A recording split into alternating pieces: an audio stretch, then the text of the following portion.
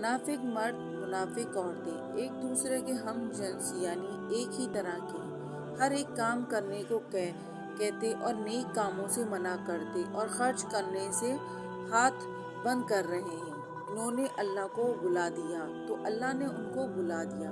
बेशक मुनाफिक नाफरमान है और अल्लाह ने मुनाफिक मर्दों और मुनाफिक औरतों और काफिरों से आतिश जहन्नम का वादा किया है, जिससे वो हमेशा जलते रहेंगे।